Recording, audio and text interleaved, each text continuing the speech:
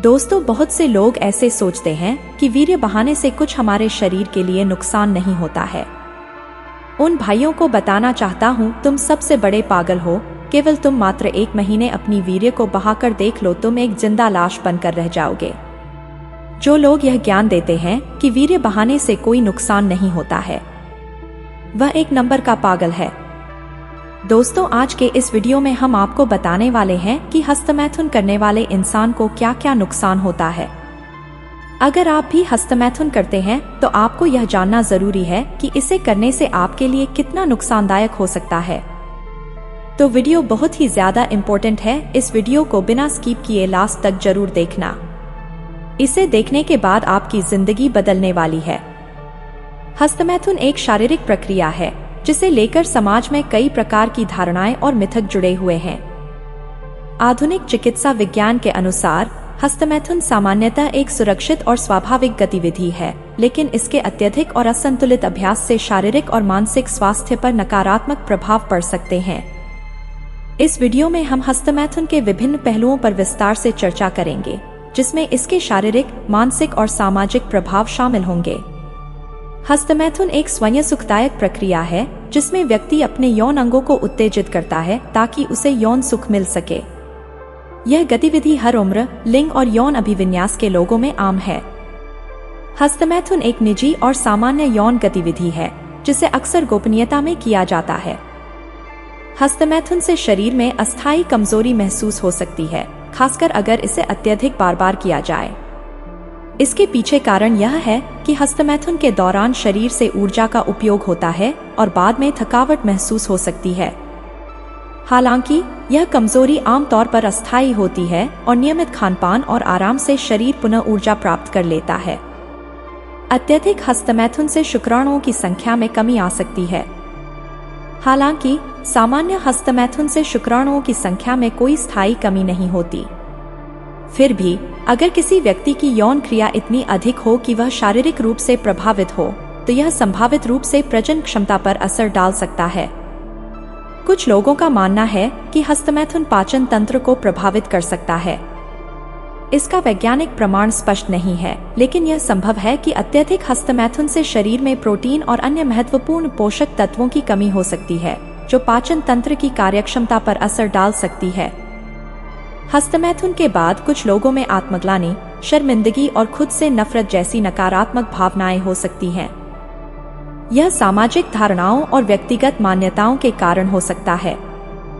समाज में हस्तमैथुन को लेकर कई प्रकार की भ्रांतियां और वर्जनाएं हैं, जो व्यक्ति को आत्मग्लानि और शर्मिंदगी महसूस कराने में प्रमुख भूमिका निभाती हैं। अत्यधिक हस्तमैथुन से मानसिक तनाव और अवसाद हो सकता है। यह खासकर तब होता है जब व्यक्ति इस आदत को नियंत्रित नहीं कर पाता और इसे छोड़ने की कोशिश करता है। मानसिक तनाव और अवसाद व्यक्ति की सामान्य जीवन शैली, कार्यक्षमता और सामाजिक संबंधों पर नकारात्मक प्रभाव डाल सकता है। हस्तमैथुन के बाद कुछ लोगों को घबराहट और चिंता हो सकती है। यह सामान्यतः मानसिक और शारीरिक उत्तेजना के परिणामस्वरूप होता है। यदि यह घबराहट और चिंता बार बार होती है, तो यह व्यक्ति की मानसिक सेहत को प्रभावित कर सकती है। हस्तमैथुन को लेकर समाज में कई प्रकार की धारणाएं और मिथक हैं। कुछ लोग इसे पाप या गलत मानते हैं, जबकि कुछ इसे सामान्य और स्वाभाविक मानते हैं। इन धारणाओं के कारण लोग हस्तमैथुन के बारे में खुलकर बात करने से बचते हैं, जिससे इस विषय पर स्पष्ट और वैज्ञानिक जानकारी का अभाव बना रहता है। अत्यधिक हस्तमैथुन व्यक्तिगत संबंधों पर नकारात्मक प्रभाव डाल सकता है। यदि कोई व्यक्ति हस्तमैथुन की आदत के कारण अपने साथी के साथ यौन संबंधों में रुचि नहीं दिखाता, तो यह संबंधों में तनाव और संघर्ष पैदा कर सकता है।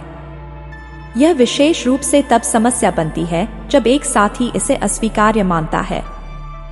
हस्तमैथुन का अत्यधिक अभ्यास यौन स्वास्थ्य पर भी नकारात्मक प्रभाव डाल सकता है। यह यौन जीवन की संतुष्टि और सामान्य यौन क्रियाओं को प्रभावित कर सकता है। यदि कोई व्यक्ति केवल हस्तमैथुन पर निर्भर हो जाता है, तो यह यौन संतुलन को बिगाड़ सकता है। हालांकि हस्तमैथुन के कई नकारात्मक प्रभाव हो सकते हैं, इसके कुछ लाभ भी हैं। हस्तमैथुन तनाव और चिंता को कम करने में सहायक हो सकता है। यौन उत्तेजना और संतुष्टि से शरीर में एंडोर्फिन नामक रसायन रिलीज होते हैं, जो तनाव और दर्द को कम करने में मदद करते हैं। हस्तमैथुन नींद में सुधार कर सकता है। यौन संतुष्टि से शरीर और मस्तिष्क आराम महसूस करते हैं, जिससे नींद की गुणवत्ता बेहतर हो सकती है। हस्तमैथुन यौन स्वाभिमान और आत्मसमझ को बढ़ावा दे सकता है। यह व्यक्ति को अपने शरीर और यौन उत्तेजना के बारे में बेहतर समझ विकसित करने में मदद करता है। यदि आप हस्तमैथुन की आदत को नियंत्रित करना चाहते हैं, तो निम्नलिखित सुझाव सहायक हो सकते हैं। हस्तमैथुन के बारे में सही जानकारी और समझ विकसित करें। इसके वैज्ञानिक और चिकित्सा पहलुओं को जानें और मिथकों और धारणाओं से बचें। संतुलित जीवन शैली अपनाएं, जिसमें नियमित व्यायाम, स्वस्थ आहार और पर्याप्त नींद शामिल हो। इससे शारीरिक और मानसिक स्वास्थ्य बेहतर बना रहेगा। हस्तमैथुन के लिए निर्धारित समय रखें और इसे नियंत्रित करने का प्रयास करें। अति करने से बचें और इसे एक स्वस्थ और संतुलित गतिविधि के रूप में देखें। यदि हस्तमैथुन की आदत को नियंत्रित करने में कठिनाई हो रही है, तो पेशेवर सहायता प्राप्त करें। मानसिक स्वास्थ्य विशेषज्ञ या सेक्स थेरेपिस्ट से परामर्श लें। हस्तमैथुन एक सामान्य और स्वाभाविक गतिविधि है, जिसे लेकर समाज में कई प्रकार की धारणाएं और मिथक जुड़े हुए हैं। यह शारीरिक और मानसिक स्वास्थ्य पर सकारात्मक और नकारात्मक दोनों प्रभाव डाल सकता है। इसे संतुलित और नियंत्रित रूप से अपनाने से इसके नकारात्मक प्रभावों को कम किया जा सकता है और शारीरिक और मानसिक स्वास्थ्य को बेहतर बनाए रखा जा सकता है। यदि आप हस्तमैथुन की आदत को नियंत्रित करना चाहते हैं, तो सही जानकारी और समझ विकसित करें, संतुलित जीवन शैली अपनाएं और आवश्यकता पड़ने पर पेशेवर सहायता प्राप्त करें। इससे आप एक स्वस्थ और खुशहाल जीवन जी सकते हैं। और इस वीडियो को अपने मित्र में जरूर शेयर करें। आप सभी को दिल से धन्यवाद।